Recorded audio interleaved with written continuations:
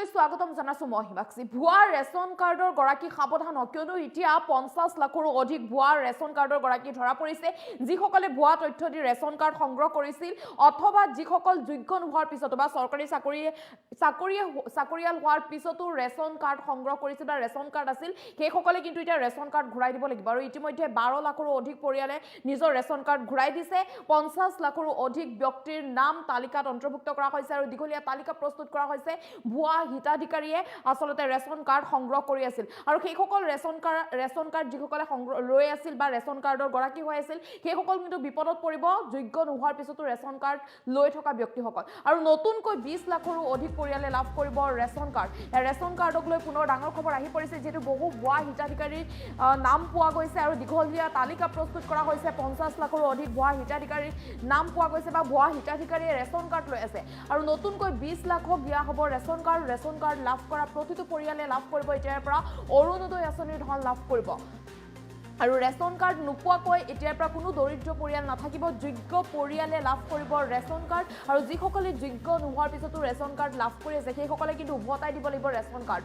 সকলো যোগ্য পৰিয়ালে লাভ কৰিব ৰেচন কাৰ্ড আৰু ৰেচন কাৰ্ডৰ সৈতে আধাৰ কাৰ্ড লিংক কৰাৰ পিছতে ধৰা পৰিছে বহু ভুৱা ৰেচন কাৰ্ড। আধাৰৰ লগত যেতিয়া ৰেচন কাৰ্ড লিংক কৰা হৈছে তাৰ পিছতে এই তথ্য আহি পৰিছে। ইতিমধ্যে প্ৰায় 12 লাখ পৰিয়ালে ঘূৰাই দিছে নিজৰ ৰেচন কাৰ্ডসমূহ ঘূৰাই দিছে। 50 লাখতকৈও অধিক ভুৱা ৰেচন কাৰ্ড আছিল।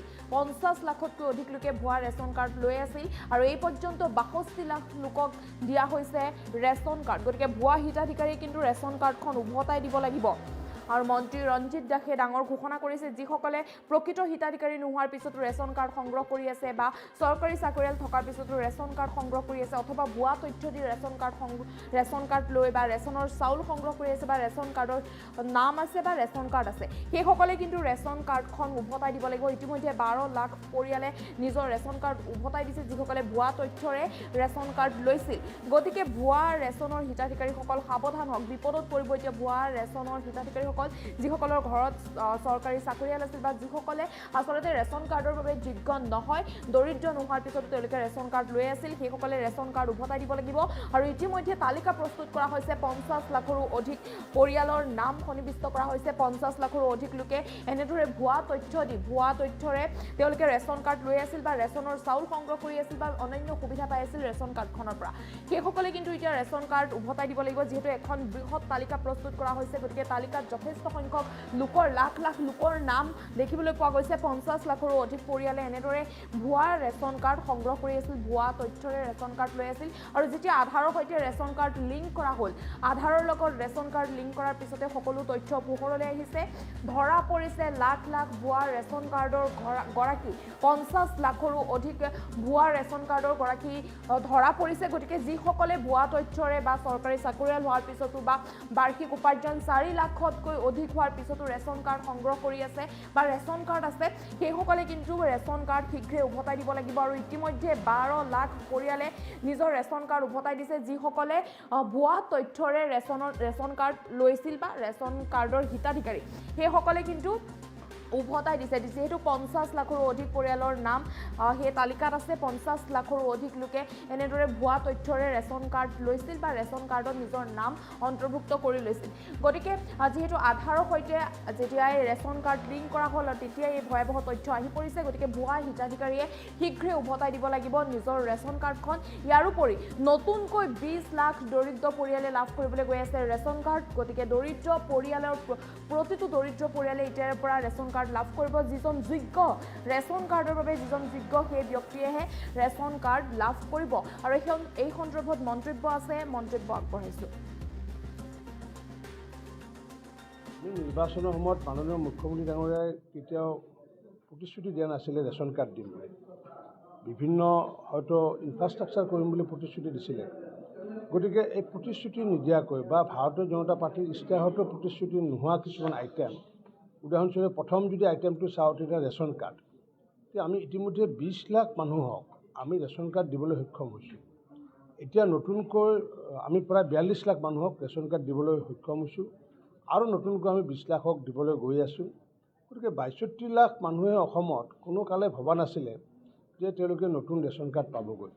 গতিকে এইবোৰ কাম মানুহে দেখা নাছিলে বা মানুহৰ কাৰো দাবী নাছিলে। কিন্তু আমি বিভাগে যেতিয়া আমি উপলব্ধি কৰিলোঁ বহু ধৰণৰ ফেক ৰেচন কাৰ্ড আছে আৰু সেই ফেক ৰেচন কাৰ্ডবোৰ ডিটেক্ট কৰাৰ কাৰণে অন্যতম উপায় হিচাপে আমি আধাৰ লিংকেজ যেতিয়া কৰিব দিলোঁ তেতিয়া দেখিলোঁ যে 50 লাখতকৈ বেছি ফেক ৰেচন কাৰ্ড আছিলে আৰু কিছুমানে প্ৰায় 12 লাখ মানুহে চাৰেণ্ডাৰ কৰিছিলে ধনী মানুহে আৰু সেইবোৰক আমি এতিয়া 62 লাখক দিবলৈ সক্ষম হৈছোঁ। আমি নিৰ্বাচনৰ সময়ত মাননীয় মুখ্যমন্ত্ৰী ডাঙৰীয়াই কেতিয়াও প্ৰতিশ্ৰুতি দিয়া নাছিলে ৰেচন কাৰ্ড দিম বুলি। বিভিন্ন হয়তো ইনফ্ৰাষ্ট্ৰাকচাৰ কৰিম বুলি প্ৰতিশ্ৰুতি দিছিলে। গতিকে এই প্ৰতিশ্ৰুতি নিদিয়াকৈ বা ভাৰতীয় জনতা পাৰ্টীৰ ইস্তাহাৰতো প্ৰতিশ্ৰুতি নোহোৱা কিছুমান আইটেম, উদাহৰণস্বৰূপে প্ৰথম যদি আইটেমটো চাওঁ তেতিয়া ৰেচন কাৰ্ড, তেতিয়া আমি ইতিমধ্যে 20 লাখ মানুহক আমি ৰেচন কাৰ্ড দিবলৈ সক্ষম হৈছোঁ। এতিয়া নতুনকৈ আমি প্ৰায় 42 লাখ মানুহক ৰেচন কাৰ্ড দিবলৈ সক্ষম হৈছোঁ আৰু নতুনকৈ আমি 20 লাখক দিবলৈ গৈ আছোঁ। গতিকে 62 লাখ মানুহে অসমত কোনো কালে ভবা নাছিলে যে তেওঁলোকে নতুন ৰেচন কাৰ্ড পাবগৈ। গতিকে এইবোৰ কাম মানুহে দেখা নাছিলে বা মানুহৰ কাৰো দাবী নাছিলে। কিন্তু আমি বিভাগে যেতিয়া আমি উপলব্ধি কৰিলোঁ বহু ধৰণৰ ফেক ৰেচন কাৰ্ড আছে আৰু সেই ফেক ৰেচন কাৰ্ডবোৰ ডিটেক্ট কৰাৰ কাৰণে অন্যতম উপায় হিচাপে আমি আধাৰ লিংকেজ যেতিয়া কৰিব দিলোঁ তেতিয়া দেখিলোঁ যে 50 লাখতকৈ বেছি ফেক ৰেচন কাৰ্ড আছিলে আৰু কিছুমানে প্ৰায় 12 লাখ মানুহে চাৰেণ্ডাৰ কৰিছিলে ধনী মানুহে আৰু সেইবোৰক আমি এতিয়া 62 লাখক দিবলৈ সক্ষম হৈছোঁ। আমি নিৰ্বাচনৰ সময়ত মাননীয় মুখ্যমন্ত্ৰী ডাঙৰীয়াই কেতিয়াও প্ৰতিশ্ৰুতি দিয়া নাছিলে ৰেচন কাৰ্ড দিম বুলি। বিভিন্ন হয়তো ইনফ্ৰাষ্ট্ৰাকচাৰ কৰিম বুলি প্ৰতিশ্ৰুতি দিছিলে। গতিকে এই প্ৰতিশ্ৰুতি নিদিয়াকৈ বা ভাৰতীয় জনতা পাৰ্টীৰ ইস্তাহাৰতো প্ৰতিশ্ৰুতি নোহোৱা কিছুমান আইটেম, উদাহৰণস্বৰূপে প্ৰথম যদি আইটেমটো চাওঁ তেতিয়া ৰেচন কাৰ্ড, তেতিয়া আমি ইতিমধ্যে 20 লাখ মানুহক আমি ৰেচন কাৰ্ড দিবলৈ সক্ষম হৈছোঁ। এতিয়া নতুনকৈ আমি প্ৰায় 42 লাখ মানুহক ৰেচন কাৰ্ড দিবলৈ সক্ষম হৈছোঁ আৰু নতুনকৈ আমি 20 লাখক দিবলৈ গৈ আছোঁ। গতিকে 62 লাখ মানুহে অসমত কোনো কালে ভবা নাছিলে যে তেওঁলোকে নতুন ৰেচন কাৰ্ড পাবগৈ। গতিকে এইবোৰ কাম মানুহে দেখা নাছিলে বা মানুহৰ কাৰো দাবী নাছিলে।